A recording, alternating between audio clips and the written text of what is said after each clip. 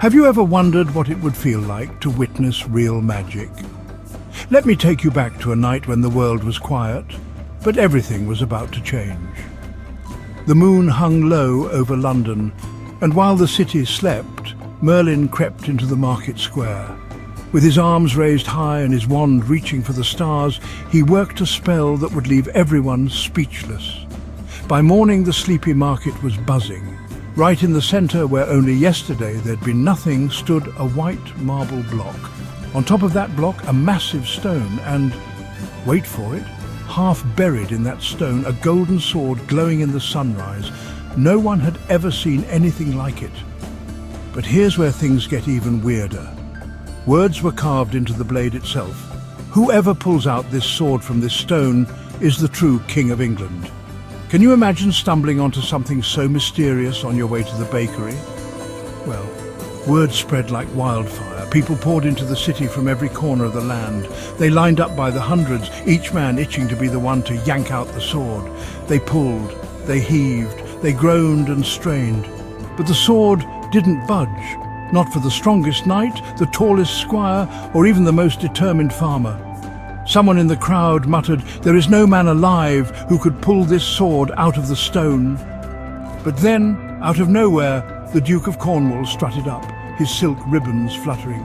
"Hear ye, hear ye!" he shouted. "I declare a tournament. 1 month from today, the greatest knights in all of England will gather. There'll be contests, prizes, and a grand feast, and surely the champion will have the strength to pull the sword free." His wife, the Duchess, beamed. "Good idea, my dear," she said. "We'll have a king again at last." The whole city erupted in cheers. The news travelled faster than a falcon, across castles, through villages, all the way to the home of Sir Ector. Sir Garth was polishing his helmet when he heard the news. He bellowed, "Arthur!" Arthur, out in the woods feeding birds and squirrels, dropped his seeds and dashed back. He was so excited. He'd never left home before. He promised himself he'd be the best squire ever for his older brother, Garth. Soon, Arthur, Garth and Sir Ector were riding through the bustling streets of London. In the market square, the sword shimmered as sunlight struck it. Guards circled around, keeping watch. That sword. "It really is stuck in the stone," Arthur whispered, wide-eyed. Arriving at the tournament, Sir Garth hurried to sign up, while Sir Ector greeted friends, dukes, barons, counts and their families. Arthur waited in their tent, polishing Garth's helmet until it gleamed. Suddenly, a bugle blared. The tournament was about to begin. "Arthur, get my sword!"